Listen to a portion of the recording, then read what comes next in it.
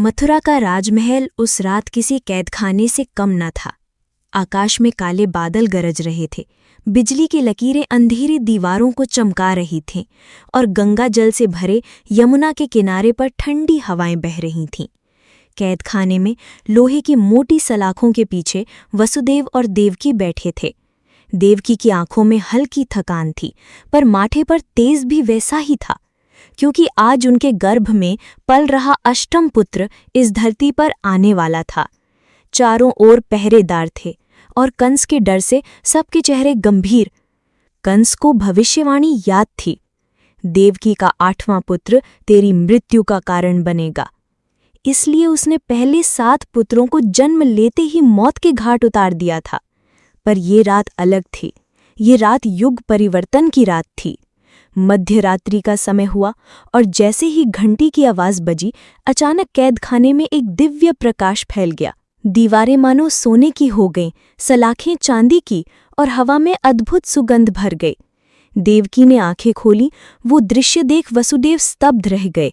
उनके सामने 4 भुजाओं वाला एक बालक था, शंख, चक्र, गदा, पद्म धारण किए हुए। उसके माथे पर तिलक, आंखों में करुणा और अधरों पर मंद मुस्कान थी। माता पिता, मैं तुम्हारा पुत्र हूं, पर कोई साधारण बालक नहीं। प्रभु, हम क्या करें?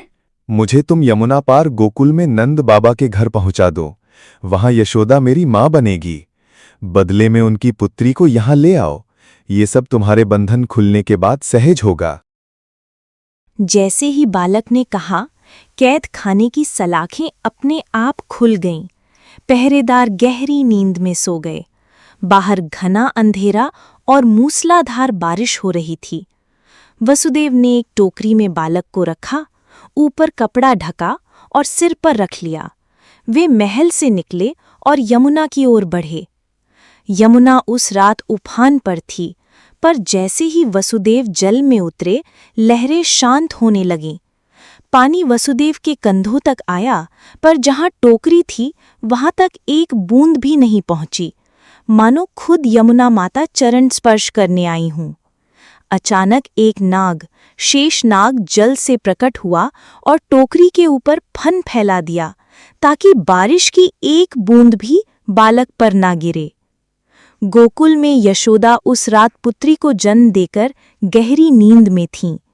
वसुदेव ने चुपचाप अपने बालक को वहां रखा, उनकी पुत्री को टोकरी में रखा और वापस मथुरा लौटाए। जैसे ही वे लौटे, सब कुछ पहले जैसा हो गया। सलाखें बंद, पहरेदार जाग गए। कंस ने बच्ची को देखा और हंसते हुए सोचा, ये मुझे कैसे मार सकती है? पर बच्ची उसके हाथ से छूटकर आकाश में उड़ गई और योगमाया के रूप में बोली, अरे मूर्ख कंस, तुझे मारने वाला तो जन्म ले चुका है, अब तेरी पहुंच से बहुत दूर है। गोकुल की धरती उस रात जैसे सोने के रंग में नहा गई थी।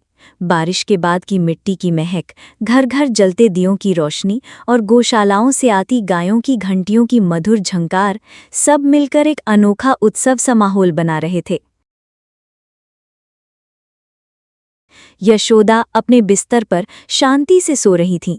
उनके पास एक नवजात शिशु, गोरे गुलाबी गाल, बंद आंखें, होठों पर हल्की सी मुस्कान। उन्हें पता भी न था कि वो पुत्री जिसे उन्होंने जन्म दिया था अब किसी और लोक की थी और उनकी गोद में स्वयं नंदलाल विराजमान थे। सुबह होते ही गोकुल में डुग्गी पीट दी गई। अरे सुनो सुनो, नंद बाबा के घर पुत्र जन्मा है। गांव की ग्वालिनी रंग बिरंगे घाघरे पहनकर हाथों में मटकी और मिठाई लेकर दौड़ पड़ी। कोई लड्डू बांट रहा था, कोई पायलों की झनकार के साथ झूम रहा था। बच्चों के चेहरे पर भी खुशी झलक रही थी, क्योंकि सब जानते थे कि अब गोकुल का हर दिन खेल और हंसी से भर जाएगा। नंद बाबा कमरे में आए और जैसे ही उन्होंने बालक का चेहरा देखा, उनके होठों से बस एक ही शब्द निकला, मेरे कान्हा। बालक ने जैसे ही हल्का सा मुस्कुराया, नंद बाबा की थकान और उम्र की सारी लकीरें मिट गई।